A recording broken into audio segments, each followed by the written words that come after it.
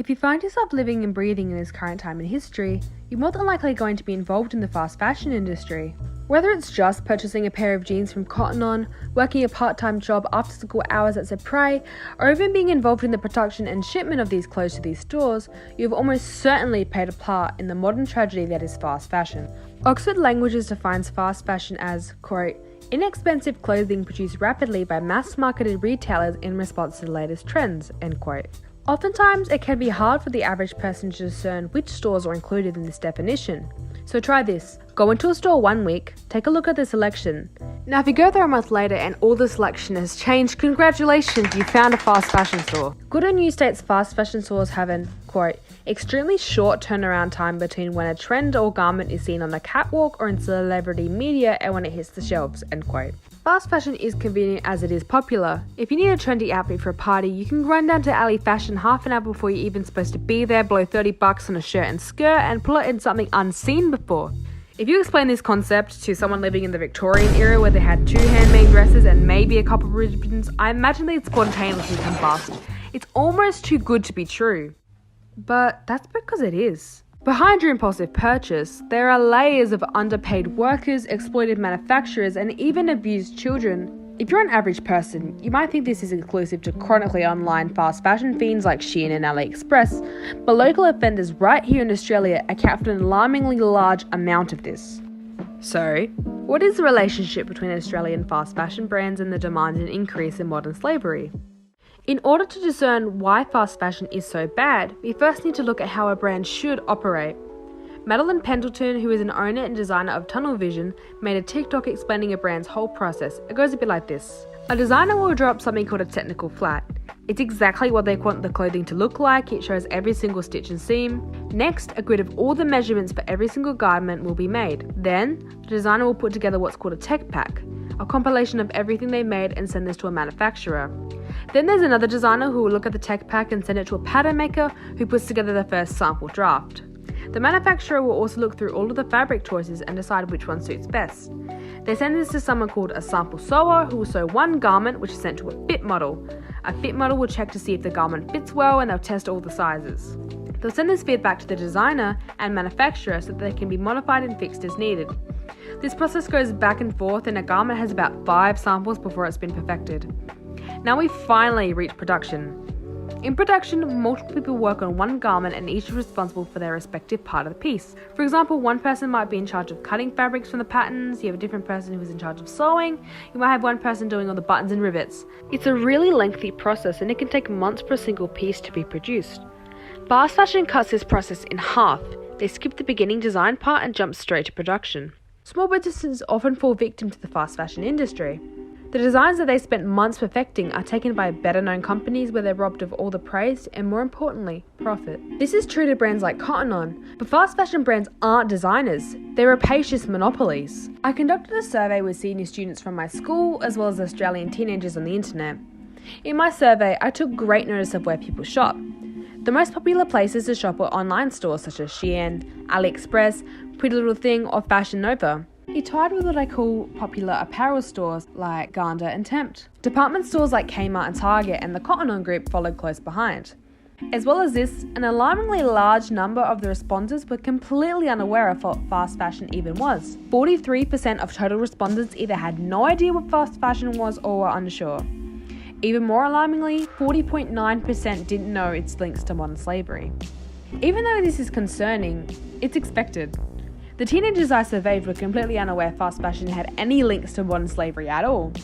And sadly, brands really rely on this to make money. I interviewed Maggie Zhou, who's a writer for Refinery 29 and specialises in the sustainability field, and she notes this, quote, brands kind of rely on consumers not having this education and literacy in sustainability. I was never taught this in school, I didn't study this. So it's a space where the regular consumer just doesn't know much about. Therefore, the loopholes are easier to create because we just don't understand the different certifications about what is actually ethical and what isn't ethical, end quote. Brands rely on their target audience to be blissfully ignorant and to purchase as much as they possibly can. These companies will also try to distract the customer by supporting a charity organisation or creating one of their own. This way, they can put on the facade that they are in fact ethical because they're doing something like housing orphans in Africa, while continuing to exploit workers behind the scene. If you've ever made it to the checkout of a fast fashion store, you notice that there are often water bottles or tote bags to purchase for about $2 each.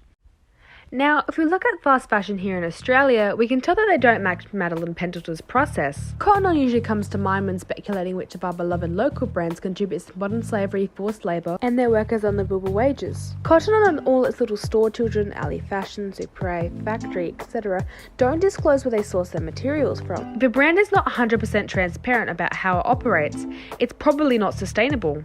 Grace Forrest says, quote, "The reality is if there's zero information, I strongly encourage you to assume the worst. No one is doing secret good work protecting their workers. I don't personally believe that exists, and without transparency, we cannot see or protect vulnerability. It's the bedrock on which accountability can be built and redemption must then be instilled." Fashion Revolution says, quote, "Transparency is a first step. It is not radical, but it is necessary." So if these brands aren't being transparent, then they must be hiding something sinister. What exactly are they hiding? Well, let's look at the manufacturing process. Fast fashion needs quick and cheap labour. Oftentimes, this labour comes from countries such as China, India, and Bangladesh. The factories that make these clothes hire anybody for a very low pay rate. Workers will often do this out of a place of absolute desperation. They need to support their families, and this may be the only way, especially if they're in an impoverished country. They'll sit for hours at a time, sewing, stitching, cutting, pressing, and pinning clothes for obscenely low wages. Sometimes they're denied bathroom breaks, which leads to life-threatening infections.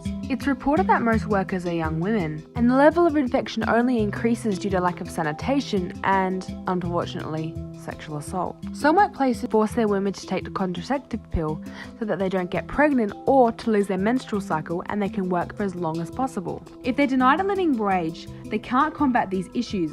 They can't source medicine, painkillers, or sanitary products. These workers are at some of the highest risks of work-related incidents and deaths. Roughly 25 million people around the world are in forced labour, all for about 42 Australian cents.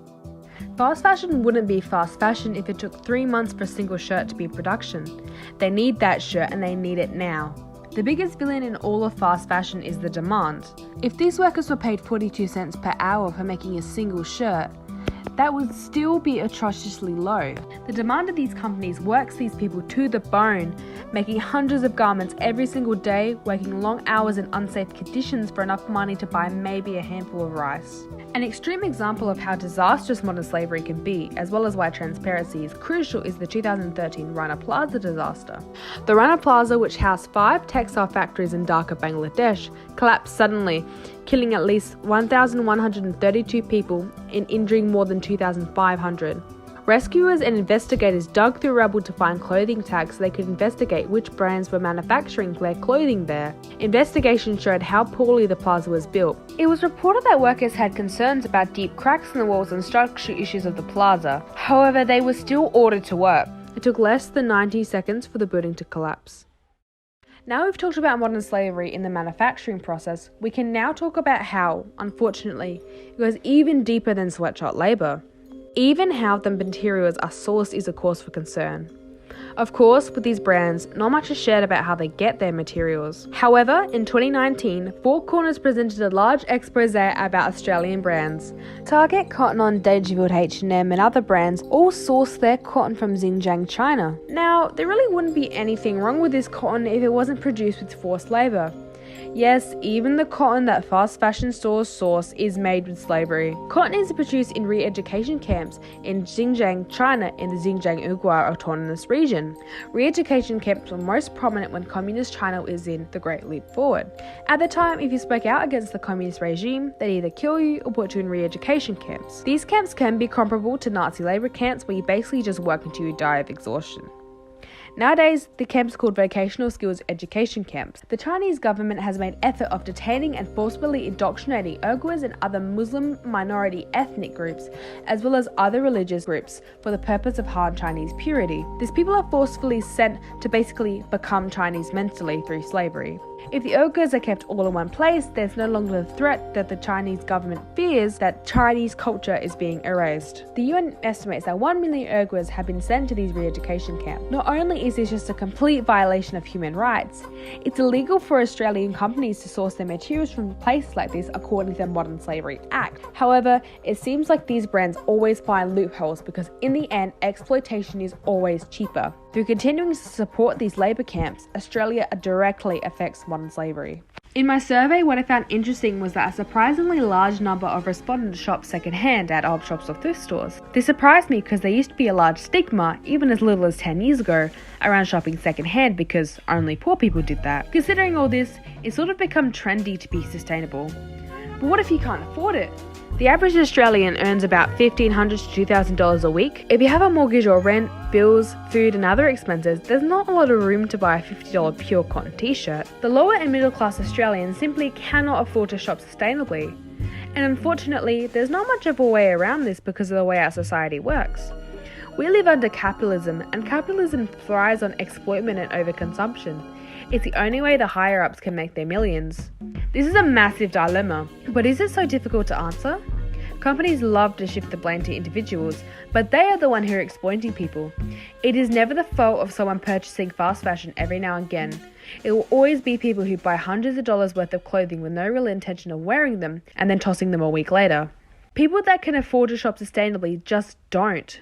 Now, just because the real evils are the companies, it doesn't mean that the collective doesn't have an impact. Overconsumption is how companies thrive, and in the last 20 years, they've created this image of bigger is better. Think of all the 2000s chick flicks. There's usually a lengthy shopping montage with colourful shopping bags, flashy editing and upbeat music. Think about the rise of YouTube shopping hauls and fashion videos. There's now this kind of unspoken stigma of repeating outfits. It's like that scene in Mean Girls where the plastics are explaining to Lindsay Lohan what they can wear when. Celine Rochier for Good On You says, quote, "It plays into the idea that outfit repeating is a fashion faux pas, and if you want to stay relevant, you have to sport the latest looks as they happen. It forms a key part in the toxic system of overproduction and consumption," end quote. So, if you are truthfully ashamed of being seen in the same fit twice, you're going to keep buying. And that's what fast fashion relies on. It thrives on your need to fit in. So what's the alternative? It seems like nobody can win this argument. In my chat with Maggie Joel, I asked her how the average Australian can make just that little effort to be more sustainable. She said that it's all about what you already have and making do with it. A big point that she made is that we need to alter our mindset and to not be afraid of repeating outfits. She said this means, quote, taking care of them properly, reading their cleaning tags and treating them with respect. I think we also need to reframe clothes as something that's not just a temporary, throwawayable, disposable item, whereas it should be something that we invest in. Now back to the accessibility argument. It's not about where you shop anymore, it's about buying consciously. If Cotton On and Big W are all you have access to, then buy your clothes from there. Just buy with intention. Next time you find yourself with some extra cash, think, do I need to buy 2 similar pairs of jeans today? Do I already have those at home? Do I really want this shirt, or did Gigi Hadid just wear something similar? Consider up shopping. It's honestly very simple. A very small change by most people will have a better impact than a total change by one person.